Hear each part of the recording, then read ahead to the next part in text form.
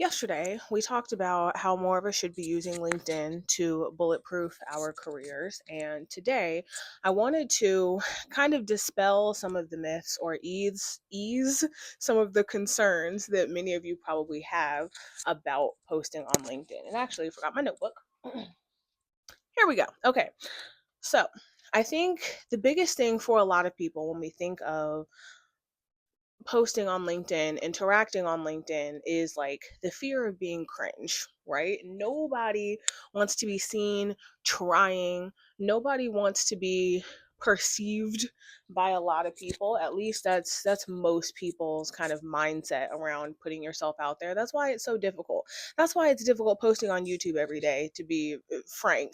But a couple of things. One, assuming that you haven't been posting for the past few months, the past year, the past few years, or you're not even on LinkedIn yet, no offense, nobody cares about you yet. Like, we've the the chances of you posting something like for the first time, for the second time, for the third time, for the 10th time and it going viral, unless you are specifically trying to, unless you're posting rage bait, unless you're posting a sob story about how every day you break your arms and every night you break your legs, nobody is going to see those posts in the beginning anyway. It's something that I had to tell myself when I was thinking about posting on YouTube. Like, getting out of my head and realizing that the first few posts are pretty much going to be practice anyway. You have to build the muscle. You've got to keep doing it, and slowly your audience, slowly your connections will start to build. So that's the first thing. Nobody cares about you yet. Like, humbly, in the nicest, most respectful way possible, nobody cares. The algorithm is not, it's not gonna push you out like that in the beginning anyway. So it is usually pretty safe to post freely without the fear of hundreds of thousands, even thousands of people, to be quite honest, seeing your posts. So that's the first thing. Just give it a try. You probably won't be perceived as much as you think you're going to be perceived. The other thing is really thinking about the absolute worst possible thing that could happen, right? Now, shy of you posting like crimes that you're doing on LinkedIn or something like that, again, you're probably not going to go viral in any way that you might be fearful of. I think a lot of people, especially if you're a Reddit user, you might be familiar with like r slash LinkedIn lunatics. Again, unless you are posting something absolutely absurd, unless you're one of those people that's like, here's what watching my wife give birth taught me about B2B sales. I'm sorry, that's bad. Nobody really cares. And even still, let's continue with that. Even if someone does post you on LinkedIn lunatics, these are all people who mostly aren't on LinkedIn if you look in the comments anyway. These are people who will be saying, I haven't been on LinkedIn in years because it's insufferable and I haven't. What what do these people have to do with your career? And again, if you're not posting something absolutely absurd, what are the chances?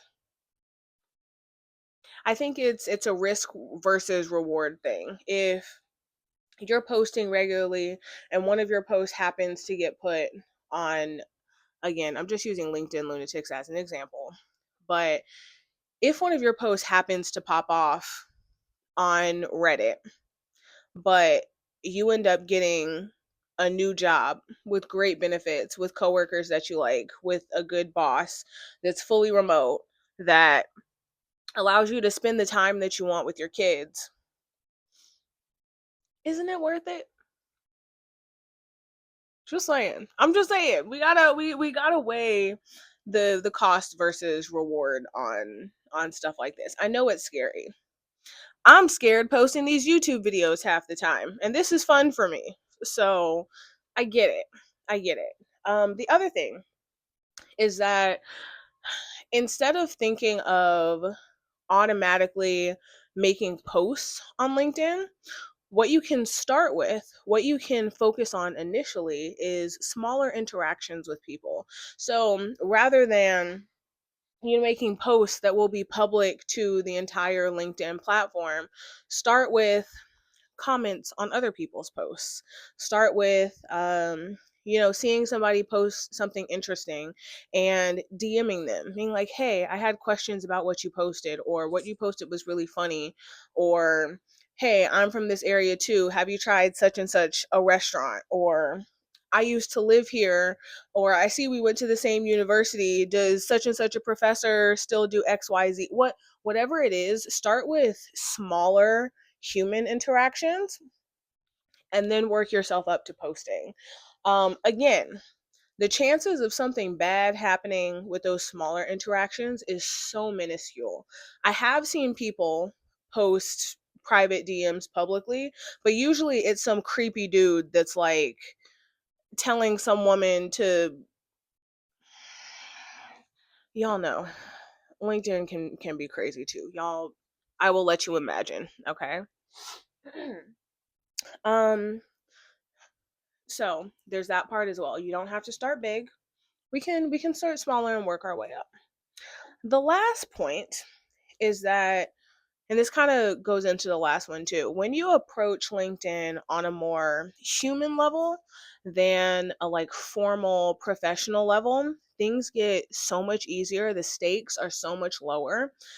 Rather than you feeling like you have to post, I don't know why marketing always comes up, but let's say again you're in marketing. You don't have to start by posting about, the best marketing tactics of 2026 and how marketing is evolving in the new year and how you anticipate, like it doesn't have to be like that. Really, I would say the posts that get the most human, the most humane comment sections are the ones where people are just talking about general things in their lives that like kind of correlate to work, but really it's more of a human talking about work thing rather than a specifically professional thing. So, for example, I see people joking about getting Slack notifications and rolling their eyes, or their inbox being at a certain number when they know, everyone's trying to get to inbox zero and stuff like that. So it's like, is it technically work related?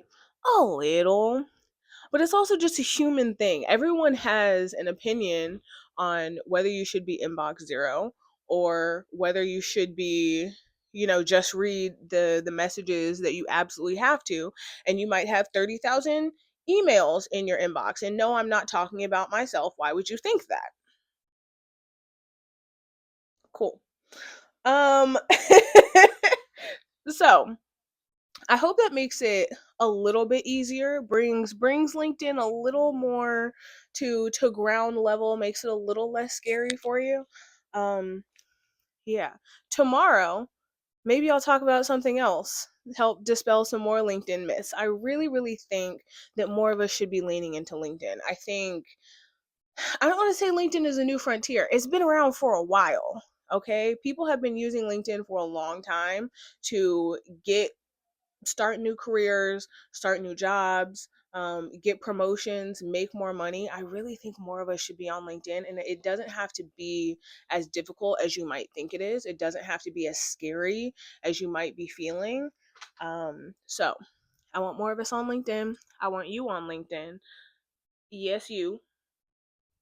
I want you to get on LinkedIn. I want you to start interacting. I want you to start building up those connections. I want you to start having human conversations with people on LinkedIn. Doesn't have to be professional, doesn't have to be perfect, doesn't have to be polished. Just start with the interactions. And nobody cares about you yet. So post. It's fine. Who's going to see it? Nobody. Cool. See you tomorrow. If you don't know, my name is Alexis. I'm posting every single day. Check the track record. Today is day 14. I think, and we're trying to do minimum 100 days, but hopefully a whole 365. So I will see you guys tomorrow. Bye.